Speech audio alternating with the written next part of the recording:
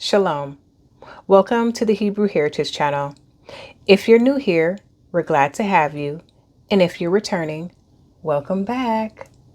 So today we're going to be in Genesis chapter 8, and we're going to continue to talk about the ark.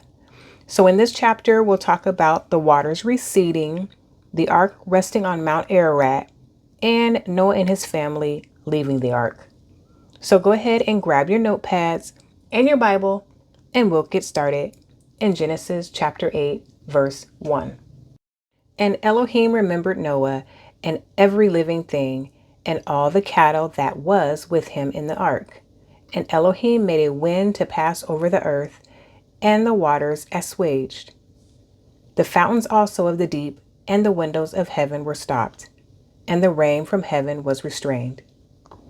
And the waters returned from off the earth continually, and after the end of the 150 days, the waters were abated. So Elohim made a wind pass over the earth, and the waters ceased, which is what assuaged means. Can you imagine constant waters flowing, and after 150 days, they finally stopped? That's a huge amount of water. So the water restrained after 150 days. Let's see what else happened. Verse 4. And the ark rested in the 7th month on the 17th day of the month upon the mountains of Ararat.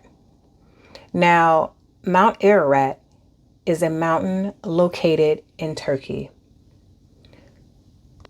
Verse 5. And the waters decreased continually until the 10th month, and the 10th month on the 1st day of the month were the tops of the mountains seen. And it came to pass at the end of 40 days that Noah opened the window of the ark which he had made, and he sent forth a raven, which went forth to and fro until the waters were dried up from off the earth. Also he sent forth a dove from him to see if the waters were abated from off the face of the ground. But the dove found no rest for the sole of her foot, and she returned unto him into the ark, for the waters were on the face of the whole earth. Then he put forth his hand and took her and pulled her in unto him into the ark. And he stayed yet other 7 days, and again he sent forth the dove out of the ark. And the dove came in to him in the evening, and lo, in her mouth was an olive leaf plucked off. So Noah knew that the waters were abated from off the earth. And he stayed yet other 7 days, and sent forth the dove, which returned not again unto him any more. And it came to pass in the 601st year, in the 1st month, the 1st day of the month, the waters were dried up from off the earth, and Noah removed the covering of the ark, and looked, and behold, the face of the ground was dry. So in order to figure out how long Noah and his family was out on the waters, you have to read verse 13, which we just read, and Genesis chapter 7, verse 11, and you can find out how long they were out there on the water.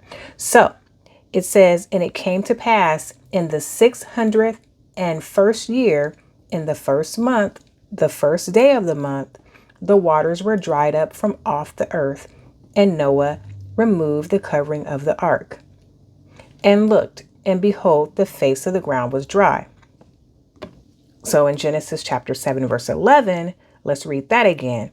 It says, in the 600th year of Noah's life, in the 2nd month, the 17th day of the month, the same day were all the fountains of the great deep broken up, and the windows of heaven were opened. So in chapter 7, it was the 600th year of Noah's life. And this was the time when Noah and his family entered the ark, right at the beginning, before the flood.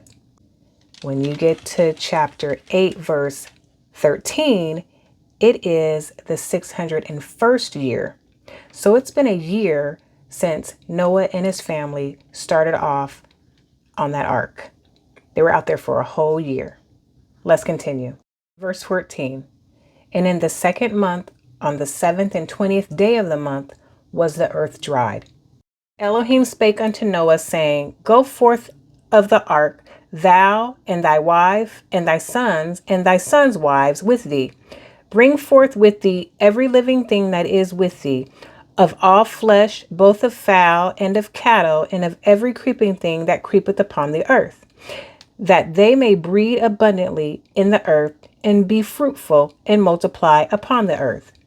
And Noah went forth, and his sons, and his wife, and his sons' wives with him, every beast, every creeping thing, and every fowl, and whatsoever creepeth upon the earth after their kinds, went forth out of the ark. And Noah builded an altar unto Yahweh, and took of every clean beast, and of every clean fowl, and offered burnt offerings on the altar.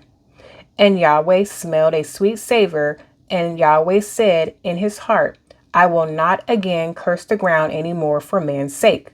For the imagination of man's heart is evil from his youth. Neither will I again smite any more everything living as I have done. While the earth remaineth, seed time and harvest, and cold and heat, and summer and winter, and day and night shall not cease.